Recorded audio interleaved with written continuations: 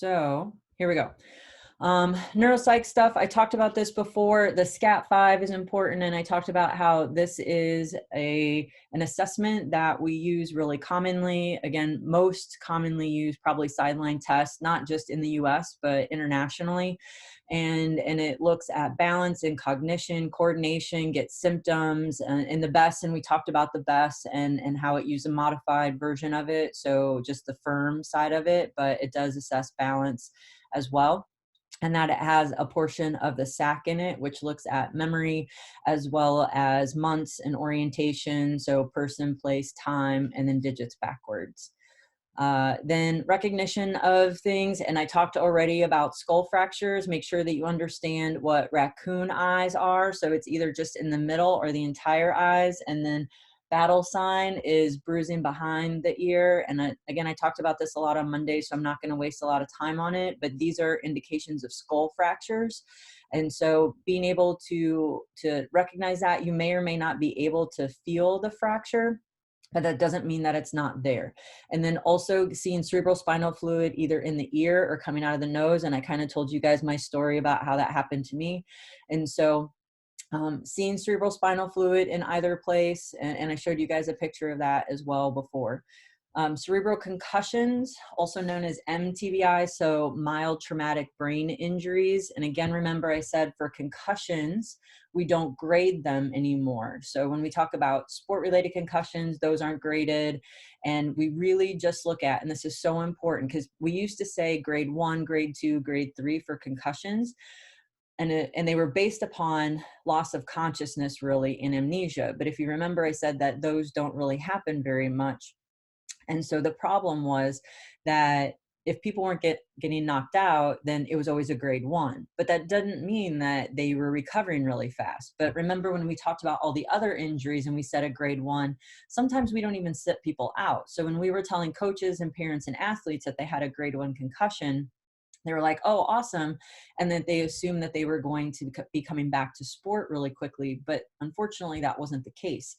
And so we got rid of concussion grading entirely in sport-related concussion. And we just really look at how their symptoms resolve. And that is the most important thing.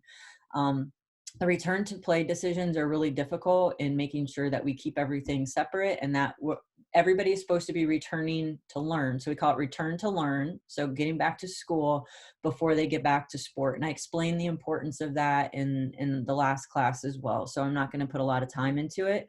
For the TBIs, the reason why it's called a mild TBI is because the neurosurgeons still grade them based upon other clinical things. So they have mild, moderate, and severe TBIs, so traumatic brain injuries.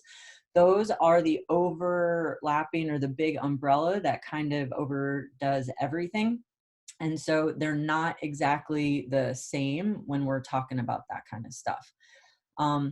Then when we also have, I just realized, is it important to you guys that you can see me on these Zoom things? Like if you guys look at the video, is that helpful? Should I put the little video thing on the screen? I just realized that when I do screen share, you might not be able to see what I'm doing like with my hands and stuff. Is that a thing?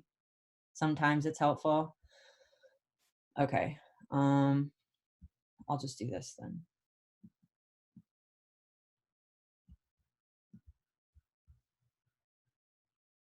Does that work?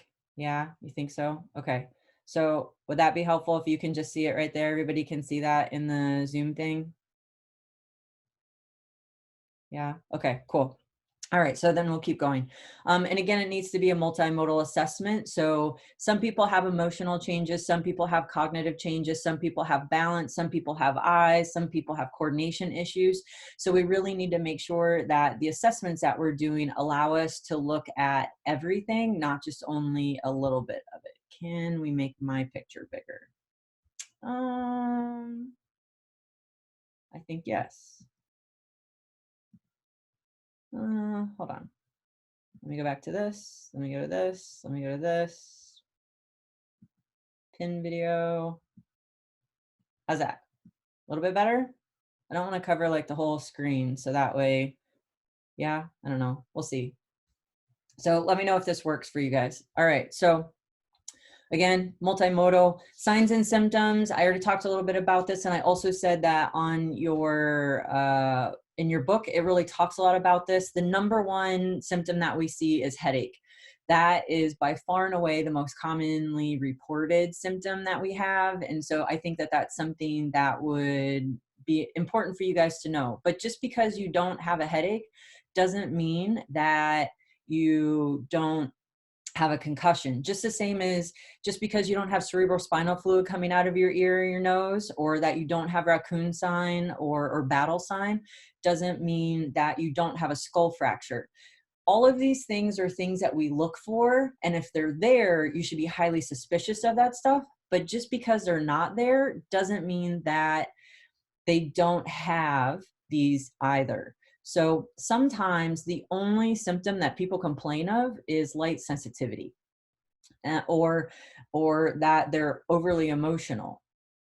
But that doesn't mean that they don't have a concussion because they don't have other problems. So knowing that, I think, is really important in when we go through this. Again, with management, we talked about before about loss of consciousness and making sure that we're doing everything.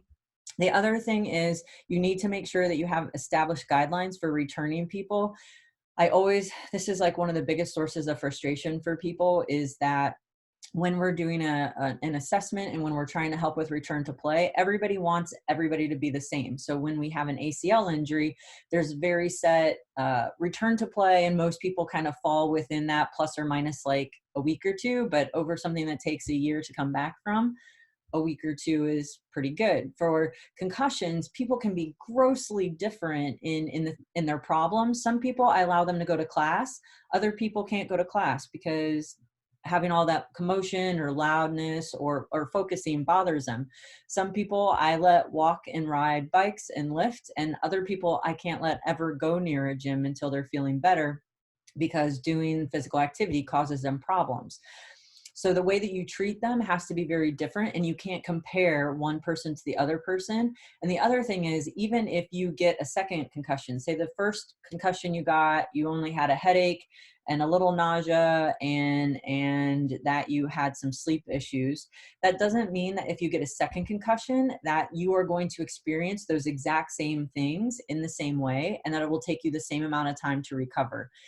The brain, again, is nerves, and nerves can respond extremely differently depending upon where you get hit in the head and how hard and your history. Regardless, normal return to baseline, so normal return to baseline typically requires 5 or more days. Even if you're doing okay, we typically see people taking longer than just a day or two to get better. And most of our research has shown that people's brains, there's still chemistry and blood changes going on that aren't resolved that long.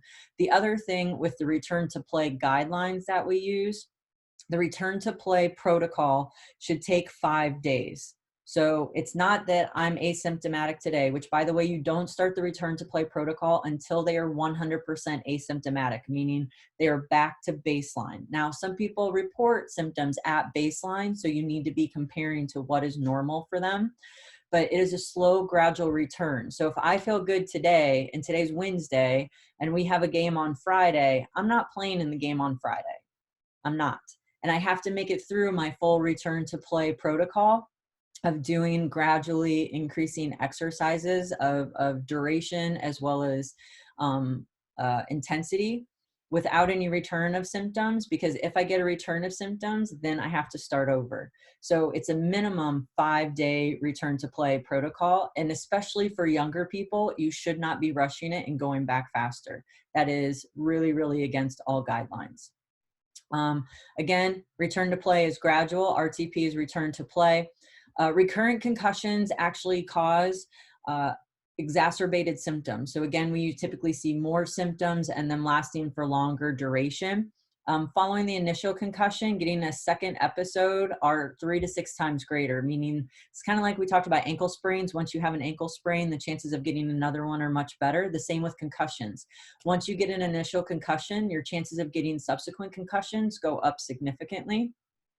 Referral versus sent home, unless they're complaining of things that would indicate skull fractures or bleeds, it's really not worth sending them to a hospital. They can always get sent to a doctor, but they do need to be diagnosed by a doctor, and they also have to be cleared by a physician. And it has to be somebody trained in concussion. Um, and I highly recommend that. I've had people come back and have like a rheumatologist or a dermatologist try to sign their paper, or an eye doctor or whatever. No, it has to be somebody trained in this area. And depending upon what state you live in, there are different qualifications for what, who and what can sign that paperwork. But sending them home, we used to say like you need to wake them up every couple hours, whatever. Actually, it's best to let them kind of sleep that night. Now you can go in and listen to them and make sure that they're breathing, or if you're really, really concerned, you can wake them up. But it's kind of like an ankle sprain. If you sprain your ankle really bad and then you try to walk really far on it, you're going to mess it up. Your brain, the only way your brain rests is by letting it sleep. So a little bit of extra sleep in the beginning is okay, but taking lots of naps and sleeping all the time actually isn't good for you either, because then it throws off what you're doing in the long run. So there has to be a happy medium in how much sleep you're getting and how you're progressing people. Physical and cognitive total rest and shutting people down, and I think I talked about this, is no longer recommended either. We do start progressing people, and I told you guys at most I wait 72 hours to start them going back into things. And dual task rehabilitation, right now we're kind of working through that. There's a lot of stuff coming out about it. But dual task means you're doing two things at once. So that kind of walking, talking, chewing gum kind of thing, where you're doing multiple things at once. So some of the things that I have people do are, you know, we have them balance and say the ABCs backwards, or I have them catch a ball while they're balancing, or they're doing something with their hands while they're having to do math, or those kinds of things. And so that way we're trying to retrain your brain to be able to do multiple things at once, because in life, that's how we do stuff. And so these actually have proven to be really good tests for us to do to determine if people have concussions.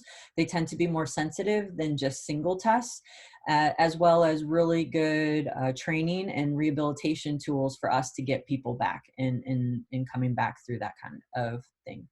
Post-concussion syndrome, in your book, it has the wrong definition. Wrong definition. You need to know the correct definition, which is you have symptoms for at least 3 months following the initial incident. So it doesn't mean that you automatically have it right away. And some people have started calling this persistent concussive or concussion syndrome instead of post. And I think persistent is actually probably a better description of what it is, because post-concussion, technically, I guess you could say, do I have symptoms after my concussion? Yeah. But that's like saying my knee hurts after I tear my ACL. Of course it does. You tore your ACL. So with persistent concussion syndrome, or for the purposes of this class, we're going to call it post-concussion syndrome because that's what it's called in your book. Just know that these are symptoms that are existing at least 3 months following the concussion. And you really need to put these people into rehab and make sure that they're coming back and coming along.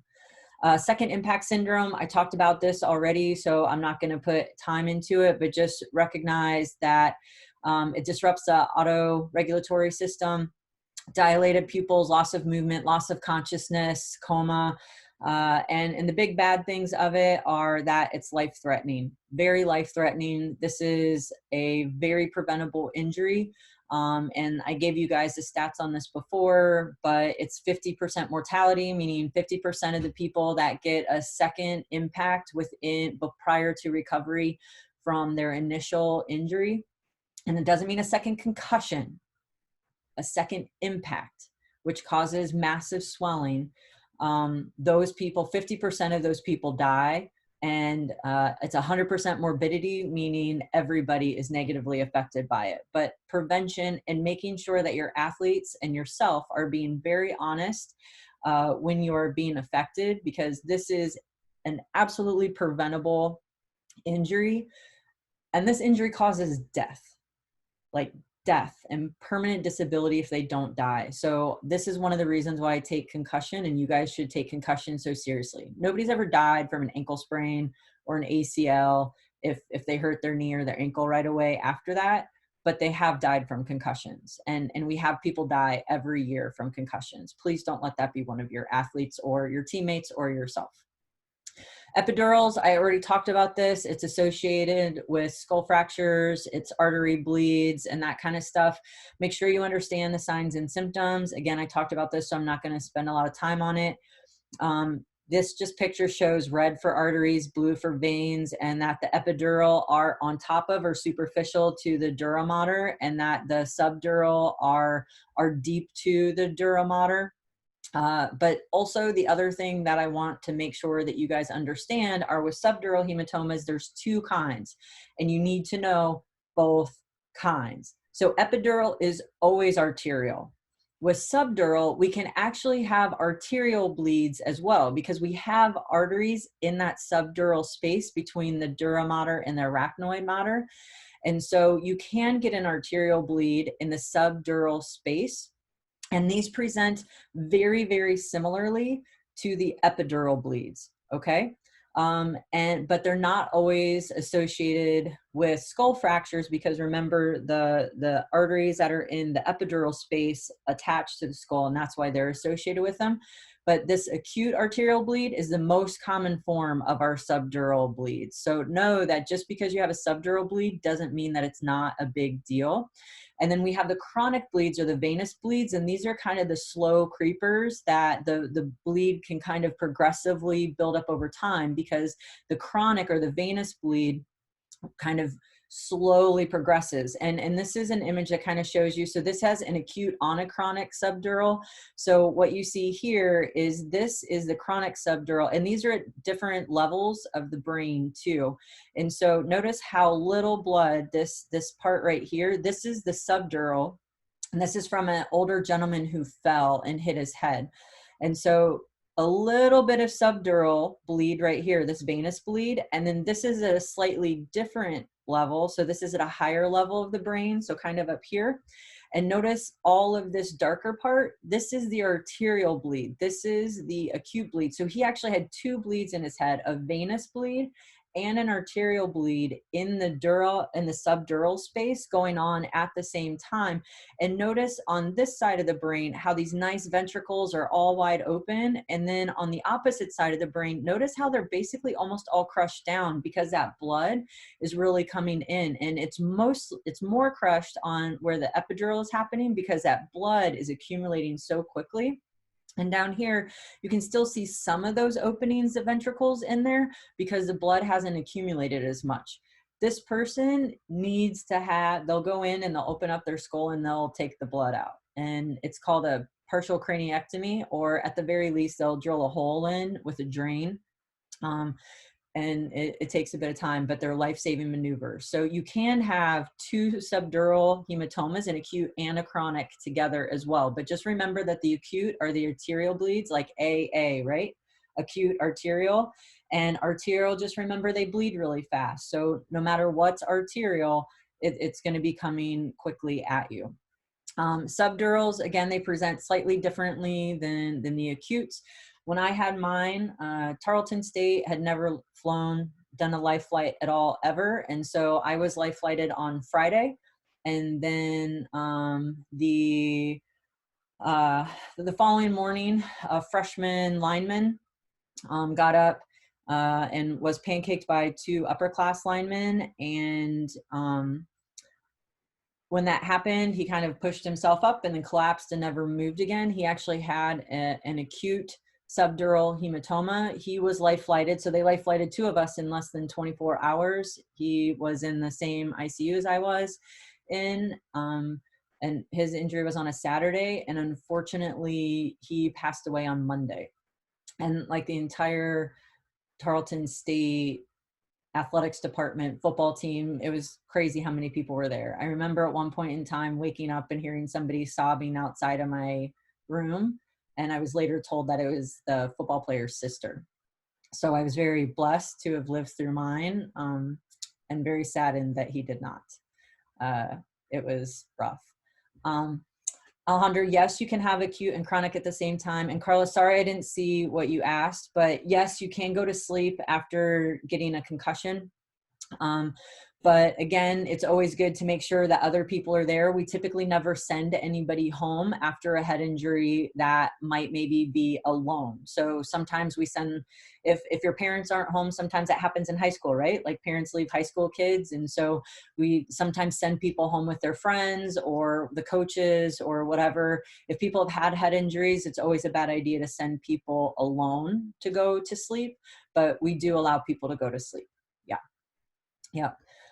So again, just understand the difference, and then notice too what we talk about. So these are kind of normal pupils. And then when we look at this, notice this is a regular pupil and this is a blown pupil. So one of the things that we would look at for some of these things are uneven pupils where one is small and one is big. That is a big sign of a brain bleed. Okay. So if you have a constricted pupil or a normal pupil and then a blown pupil, meaning it's dilated, those are big signs for brain bleeds and skull fractures. But again, just because that's not there doesn't mean that they don't have one. So if it's there, be highly suspicious. But just because it's not there doesn't mean that they don't have one. So again, people don't always get knocked unconscious. People don't always have, this stuff happen. It usually happens, but not always. And typically the side that's affected is the side that has the bleed. Okay. And this just kind of shows you again what some of these things are. Scalp injuries, we talked about this, they bleed a lot and they're not always that bad, but you just need to make sure that you're careful. If it's a penetrating injury, like something's in there, you need to stabilize it. Do not pull it out and call 911. Always evaluate the C-spine, because if it was big enough to have something go into their head, they could certainly have a head injury. And just kind of follow the general management. And with suturing things and stuff like that, typically we'd have to shave, and either they'll do staples or they'll do sutures in the scalp. And then you just have to be really careful washing your hair after that. Jaw stuff.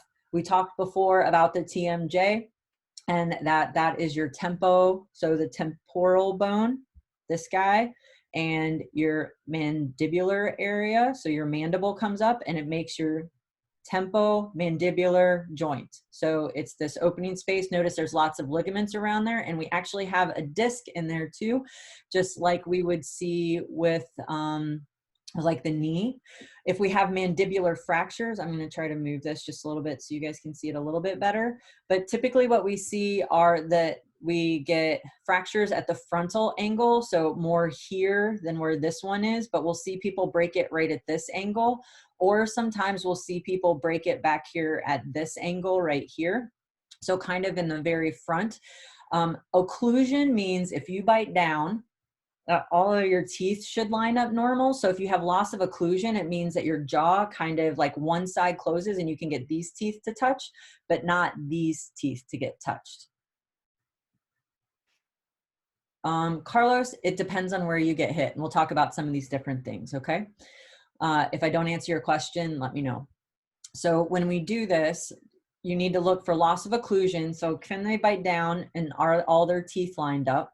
And if not, there's some other stuff to look for. So for mandibular fractures, pain with biting, bleeding around the teeth. So if they have blood coming out around their teeth, there's a good chance that they have a mandibular fracture. And then lower lip, if their lip goes numb, again, because your nerve comes out of this foramen right here. So if it, and that's where that angle is.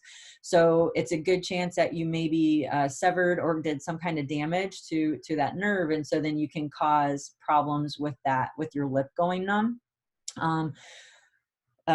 Depending upon how bad it is, you'll get your jaw wired shut. I had a football player break his in 3 places. He was in football. It was the last play basically of the game. A guy came from under and put his helmet underneath his face mask. It was an illegal and it was a late hit and they didn't throw the flag. And it was bad. I was really mad and I almost got fined by our conference because I cussed out the officials badly. Yeah, he was a sweet freshman who struggled after that, but ended up getting his jaw wired shut because he broke it in 3 places and had to ride the bus 13 hours home. It was fun. Thanks, Steve. Mandibular dislocations, again, this is going to happen at the TMJ. And so these are typically coming from a blow so that people are talking or their mouth's open. So they're kind of like this and get hit. And when that happens, you can dislocate the TMJ either on the side that got hit or the opposite side, kind of like what's happening here. So his mouth is open, he's getting hit, and that's a really easy way for it to dislocate. It'll present in a locked open position. So they won't be able to close their mouth and they'll just kind of be open. And again, it doesn't have to be bilateral, but again, they can't, it makes it so they have occlusion or they can't close their mouth. So it messes that stuff up. I had another football player who had this, and he just had kind of generalized joint laxity, but his got so bad that his jaw would come out. We had to keep him from chewing ice, gum, basically anything that was really chewy, because every time he did it, it would come out. And he would just come to the trainer and be like, my jaw's out again. And I would have to put my hand in my mouth and relocate his jaw, and he would go about his merry way. But he ended up having to go to surgery to actually have his jaw fixed, so that way it didn't keep dislocating. But it got to where it's dislocating about 5 times a day. It was really bad. So there are strengthening exercises we can do and flexibility exercises we can do to try to help with that stuff. But just know that this can be problematic for people. And again, dysfunction. So if any of you guys have been told that you have TMJ, which I have, you can sometimes hear me chew food from like across a room, which is disgusting. But again, I told you that you have that disc up in there. And what happens is the disc can either kind of go through a degeneration process, or it actually flips in there. And when that happens, your jaw locks and gets stuck in place, but you can get headaches, ear aches. Yeah, that's spelled right. Vertigo. Hopefully everybody knows vertigo, but it's like dizziness and spinning. And it's kind of like you need to put your foot down on the ground when you lay down kind of thing. Inflammation, neck pain, guarding, you name it. But it can lead to a lot of stuff. For this, if it gets bad enough, people will get taken in to have jaw reconstructive surgery. Well, they'll fix this. One of my friend's moms had this done, and when she came out of the surgery, people couldn't. Yeah, Madison, vertigo's bad. If you think about this part of your face, if you have reconstructive surgery of this part of your face, when she came out of surgery, they didn't even recognize her anymore. And it was their mom and their wife and stuff like that. So having this part of your face reconstructed can really, really, really change how you look. So it's basically the fastest way to go into the witness protection program is to have that done. It's kind of crazy. But this little video, I took this with our skeleton. Hopefully you guys can see it. To open your mouth. But can you see how it rotates forward as we do it? So up here, this part right here, watch again, it kind of drops down and rotates forward. So it doesn't go back or anything like that. Watch one more time. To open your mouth. It's going to open and it's going to rotate forward as you do that. And that disc, kind of where this stuff is what it is that you're looking at. Sorry, I'm like moving my hands and you can't see what I'm doing, so I need to do this. But that is how, when you do jaw opening, that it should go normally, okay? Maxillary fractures, blow to the upper jaw. Again, malocclusion, so you're going to have problems closing it. Nosebleed, because chances are your nose maybe got in there. Or double vision, and double vision is called diplopia. And we'll look at that word again in a little bit, but know that double vision is diplopia. Numbness or pain of the lips or cheeks up here, so the upper lip and cheeks. Make sure that you're treating the nosebleed, but also you're looking for the fracture and trying to take care of that kind of stuff as well. And people might have to go into surgery to have that fixed too. Notice, transport immediately upright and leaning forward if conscious, because again, and we'll talk about nosebleeds, you don't want that blood to go down the back of their throat. You want to make sure that it keeps going forward, because blood in your stomach, even for those of you that eat the rawest of raw steaks, that's different kind of blood. It will actually cause basically an automatic gag response, and it will make you sick, which then will make things way, way worse. So you need to keep their blood out of their stomach and draining onto the ground, or in their hands, or in a towel ideally, or something like that. But you need to make sure that the saliva and the blood are going out of their body, not into their stomach and into their lungs, okay? Zygomatic fractures, we talked before about where that is, and that is your cheekbone. It's typically a direct blow, and you'll usually break it in one or more of the suture lines. And I'll show you where those are in a second, but your zygomatic bone is your cheekbones. And if you get all three affected, that's called a tripod fracture. And if you get a tripod fracture, basically you have to go to surgery because your cheekbone is super, super unstable. Non-displaced are going to have pain, swelling, numbness. If it's unstable, what you're going to see is an inferior rotation of the face and of the eye a lot of times. And you're going to see a lowering. And remember how we talked about boxer's fractures where the knuckle kind of goes in and stuff? You're going to see where the cheek depresses in as well. And these are, let me get this out of the way, some images to show you. So notice this is with it fractured, and you can see the fracture lines in here and how that orbit is very, very different than here. I mean, all of this. So there's a fracture here and here. So the whole eye is offset. And then this is following surgery. Same here. Notice how the cheek is way lower and all this is down. The eye is drooping and everything. And notice how high this cheek is and how low this cheek is and how everything's different on this side. And this is post-surgery where the eyes are level again. The jawline is lined up. The cheeks are the same. And then they're the same across here.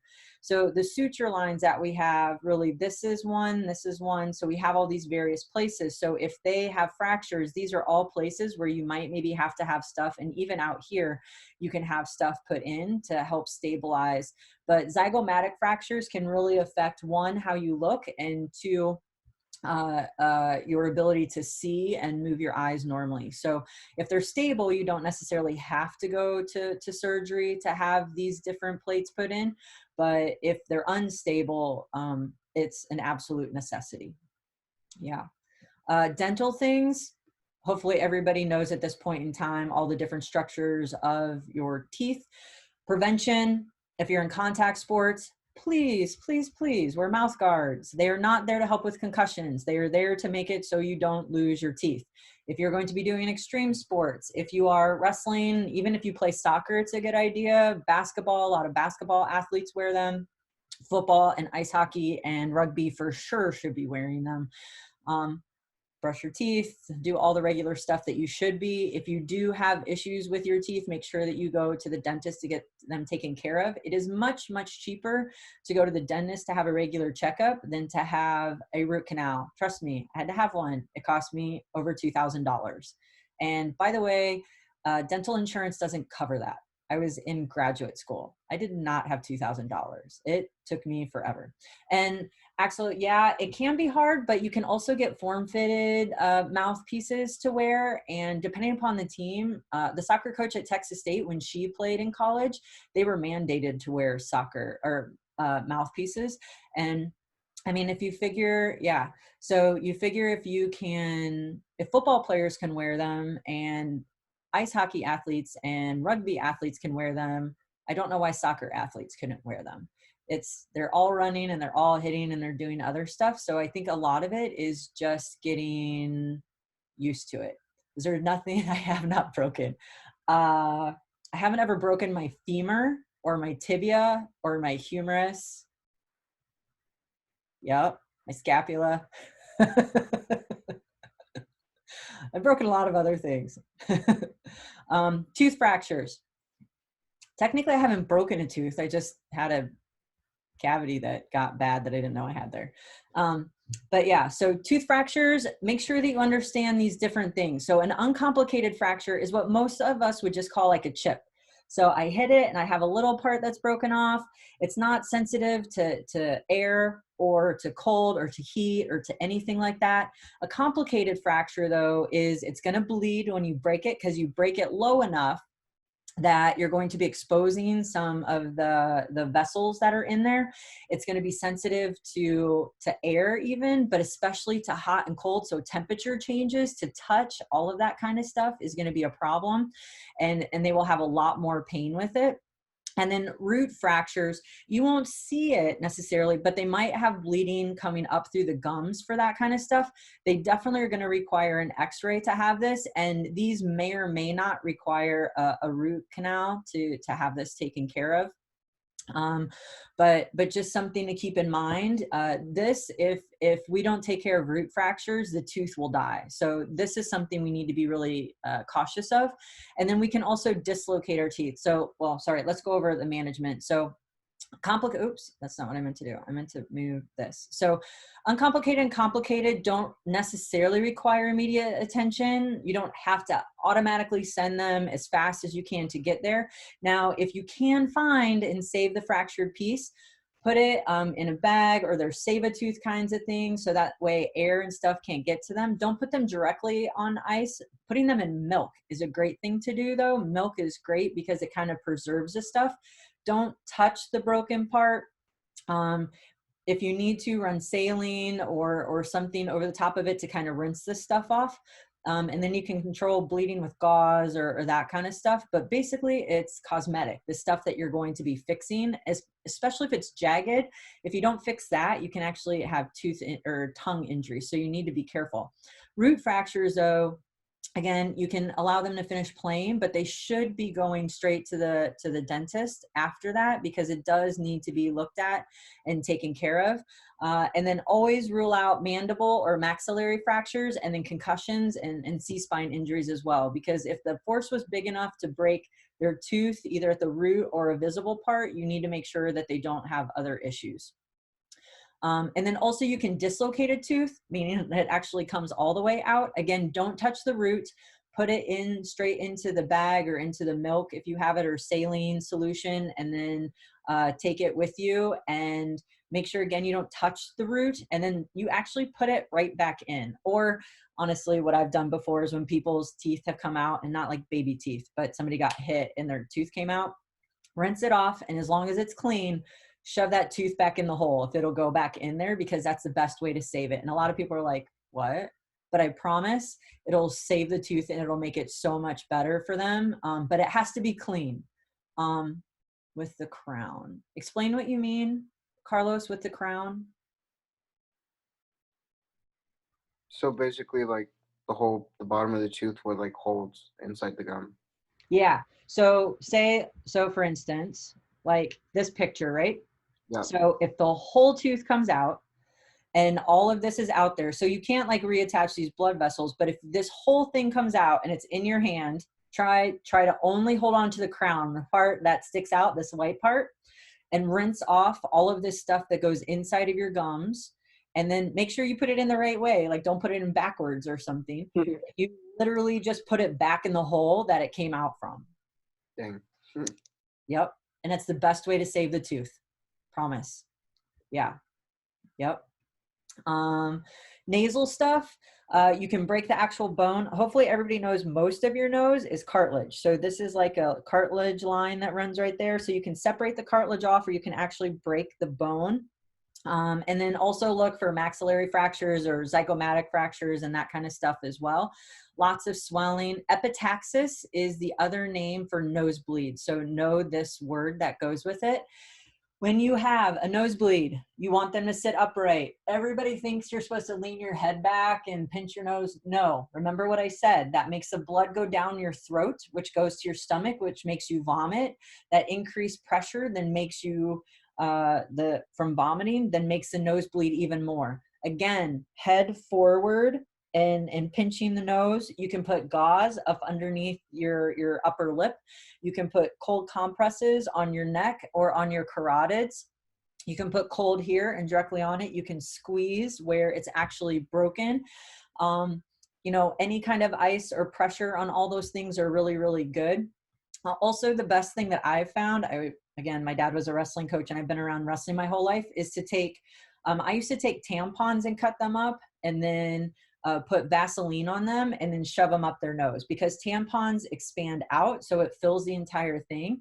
If you don't put Vaseline or some kind of lubricant on it, though, when it starts to clot, it clots to the tampon, and then, or the gauze or the like whatever stuff you shove up there.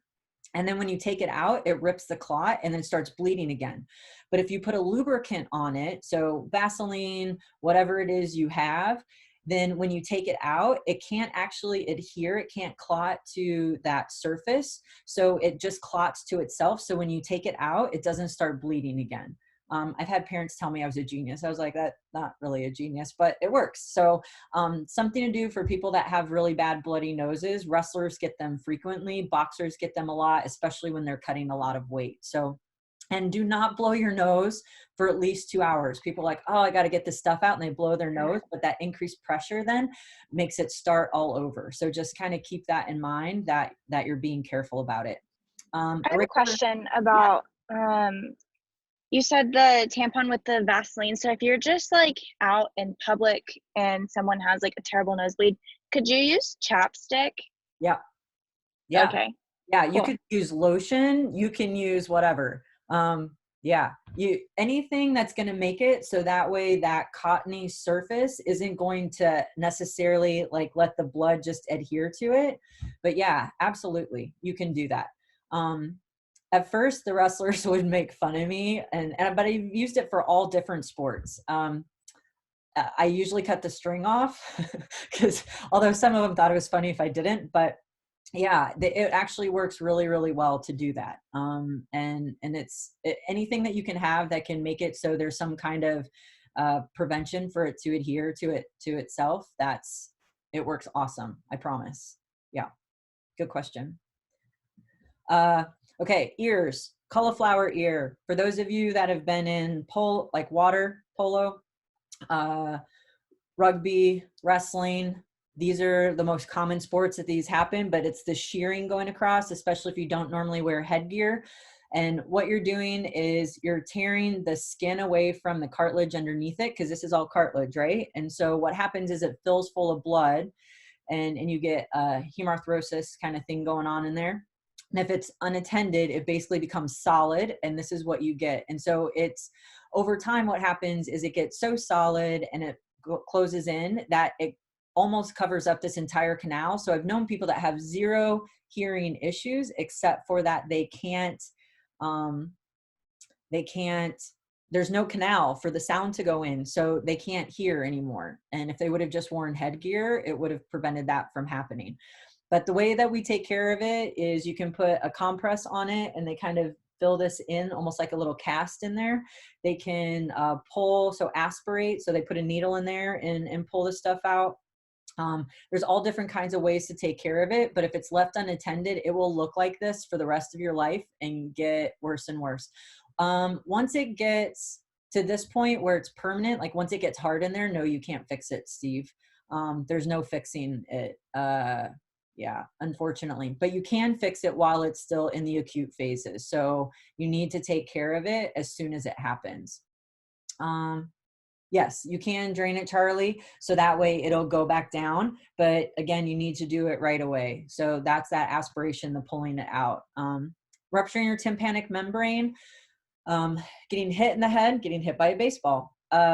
Slapping the water, if anybody's ever like dropped far into water and had your head hit, that kind of thing happens, or getting slapped on the side of the head, which is why it's important that in football we don't hit each other in the side of the head, especially over like their ear hole, because that vibration and the changing of pressure can actually rupture your teammates' eardrums. You will get tinnitus. Does everybody remember tinnitus? It's that ringing in your ear. But to look at it, you need to get something called an otoscope. This little dude that they have there, probably everybody should have at some point in time had somebody look in your ear and look to see if they can see it. Small perforations will heal, others will not. And some of you, maybe when you were babies, got tubes put in your ears. And the reason why you had those put in is because you were having a lot of ear infections.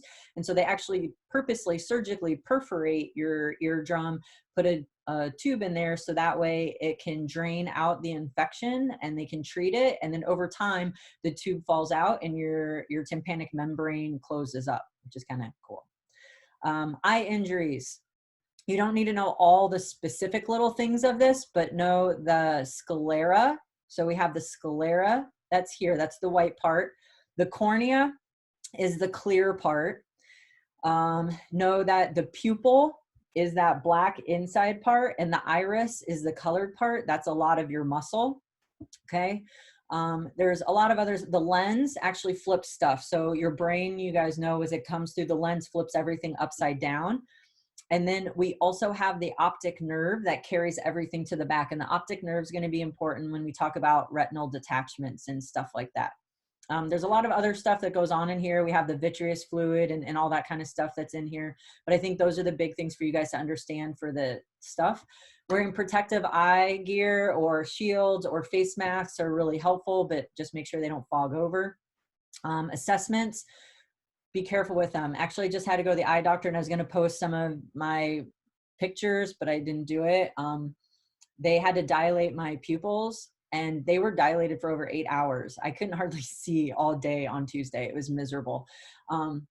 But when they get big, like they get really big, they basically fill up my whole entire face. And they were talking about how some guys come in with abrasions of the cornea, and those hurt so much. Yeah, I can't see outside at all. It was bad, and I had to drive home. They had to give me a second pair of sunglasses so I could drive. It was super safe. Don't do that, by the way. Have somebody else take you. My mom yelled at me, and I was like, you have to have a 6-foot rule. Who could have driven? There's no cars big enough for that.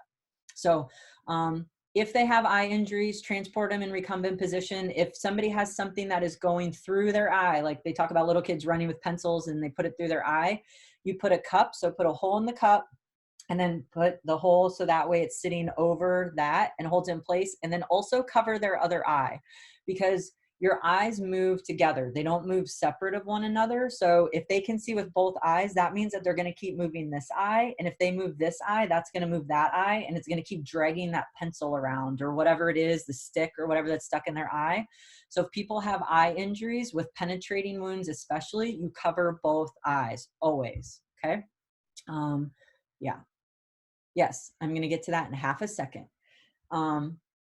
All right, history, MOI, mechanism of injury, what happened, gradual versus immediate loss, visual status before, could they see everything or not, and then loss of consciousness. So kind of looking at these normal things, look for lacerations, and if anybody's ever thought that they had a corneal abrasion, you know that they put that yellow drop in your eye, and then they do like a litmus test to see if it changes colors.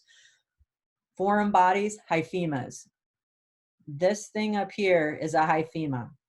A hyphema is when you get hit in the eye and then your eyeball, the front part. So remember how I said we have that front area that has this vitreous fluid that fills in it. It fills full of blood. So it comes and it starts down low, and this is 60% filled up. So what it actually looks like, though, remember I said that the lens flips everything. So this is what it looks like. What they're talking about is as the anterior chamber fills full of blood, your brain perceives it as a curtain dropping because, again, it's flipping everything. So even though it's going from the bottom up, your brain perceives it from the top down. So that is what the curtain, when they say, do you see like a curtain falling, or is that what it seems like? They're talking about a hyphema, and that this anterior chamber is filling full.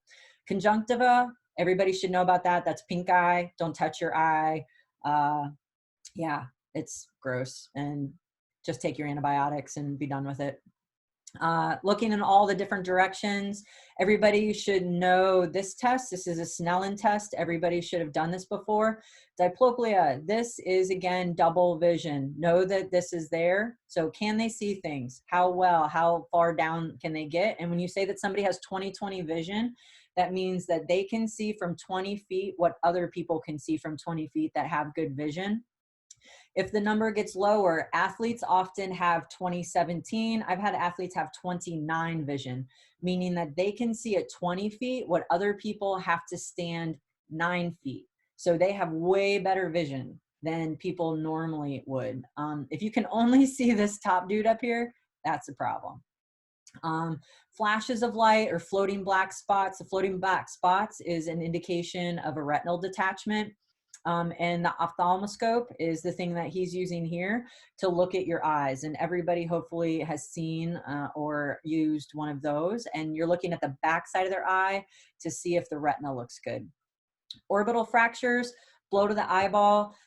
This, again, most commonly, well, it comes from baseball a lot, but it can come from a lot of other things. But you're getting hit, and basically the fat and your muscles can get pulled down into the fractures.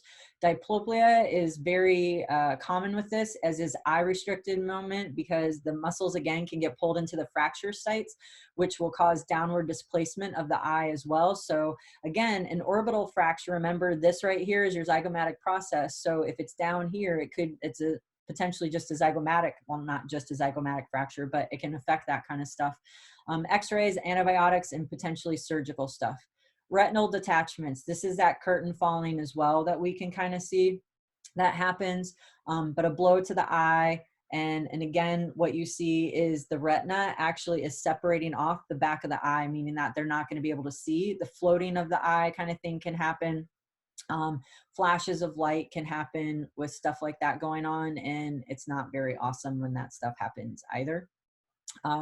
But we see this happen a lot in boxing. I've seen it in football, I've seen it in soccer, I've seen it in ice hockey, basically contact sports. Baseball, where pitchers have thrown a ball in and it's been too close and hit a batter in the head, and seen retinal detachment occur because of that as well. So typically it's a big blow either to the eye, to the side. It doesn't have to just be in the front. It can be to the side to have that happen. And then throat injuries. Don't get clotheslined or punched in the throat. It's a bad idea. You guys have watched lots of movies where people get hit in the throat, and it can cause problems with breathing, and all kinds of stuff. So yeah.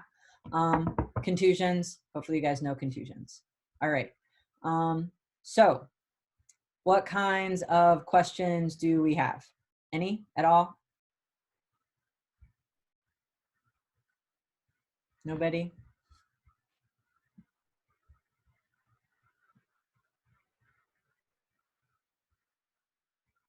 Silence.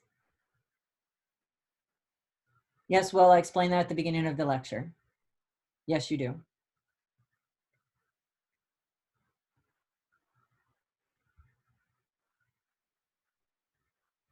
Is it cutting off for anybody?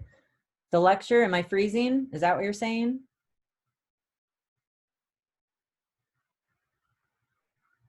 For me, I don't think it did, but I don't know if it did for everybody else. I think we actually made it through this time.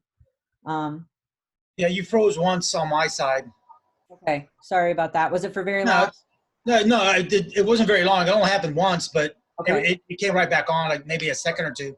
Okay, awesome. Okay, sorry about that. I do have a question about a detached retina. Yeah. Can it be surgically taken care of, or is it naturally takes care of itself? Typically it's a resting thing where you're just admitted, and I mean you're admitted, you are left in a recumbent position, so kind of like in a partial sitting up position. Yeah, I hope everybody knows recumbent. Recumbent means that you're partially sitting up, so you're not all the way flat, not all the way sitting up. And so that's a position that I think is important for people to understand. But for most eye injuries, that is the best position for people to be in, to make sure that we're doing everything that we need to be doing and seeing and stuff like that. Yeah. The bloody nose. Is it a little wise tale about sticking to like tongue depressors underneath your lip on the top bridge of your teeth to help stop? Is that real? No, yeah, that you can I put gauze there or whatever else. Yeah, but you have arteries that sit right underneath here that go straight up. So yeah, it's actually a good idea to put stuff right underneath your lip and then just like leave it underneath there. Okay, yeah, I've seen it done, but I was like, oh, okay. Yep, nope, it works. It works. All right. Actually, there's this weird athletic trainer thing that's been going around, and technically people say it works, but if you have people sitting down with their feet out behind them and you take your fist and you punch the bottom of their foot 5 times, it's supposed to make their nose stop bleeding. And actually, this football season and wrestling season, a ton of people were posting about it, that it actually worked really, really well. And we're not sure from a scientific standpoint why it works, but if people have really bad bloody noses and you can't get them to stop, it might be worth trying out. Yeah, it is very crazy. It is. That's what I'm saying. nobody knows why. And honestly, I don't know why anybody would have tried it in the first place. Yeah. Let me just punch the bottom of your heel to see if it'll stop your bloody nose. But yeah, so just you punch kind of like how I showed you guys how to do the pound test for like lower leg fractures and stuff. But if you just punch like with your fist, like hit it 5 times on the bottom of their calcaneus, a lot of people, for whatever reason, it stops their bloody nose. So if you don't have all this stuff, but I mean, we typically only do it for bad bloody noses, but yeah. That's weird. Oh, it worked. That's cool, Delaney. Yeah. So I don't know. I can't, I have zero science to support it, but a lot of people have said that it's worked for them. So it's at least maybe worth a shot to try it. Well, there you go. Yeah. Yeah. Oh, sorry. My video is still pinned there. That might be a bit better. So yeah, no, good. Does anybody else have any other questions about stuff? Just remember, if you guys haven't finished your CADLI quizzes, they're due today. The exam is on Friday. Make sure you have your Zoom stuff. I will post, it looks like I get to post a lecture. And then I'll also post my PowerPoint, so that way you guys can see that as well, because I know it had some stuff that was missing from your guys' PowerPoint. So hopefully that'll be helpful to everybody.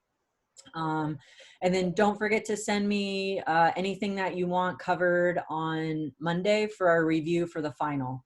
And then finals start in our class a week from Friday. So again, make sure that you're looking at that stuff. And don't forget to extra credit. You have to have your extra credit turned in by the start of your class. So 8, 10, and 11 on Friday. I'm not going to take it late. You guys have known the whole entire semester about this. So make sure you get your stuff done. The final will be our regular amount of time. I think you get 2.5 hours to do it. Right? Yeah. From 8 to 10:30. 8 to 10:30. Yeah. And I will say, I haven't, it's again, we're 200 points. I don't know that I have ever had anybody take 2.5 hours to finish one of these. Like they're not that crazy. They're the same thing. It's more questions, but it's not like you're sitting there writing essays and stuff for the whole entire time. It's a very kind of same format. It is the same format. Yeah. And if you haven't started looking at the earlier chapters, I might recommend starting that. But, and yes, I will try. I think I saw somebody ask something about a review for the upcoming test. I plan on posting that kind of right after I finish talking right now. Yep. Any other questions?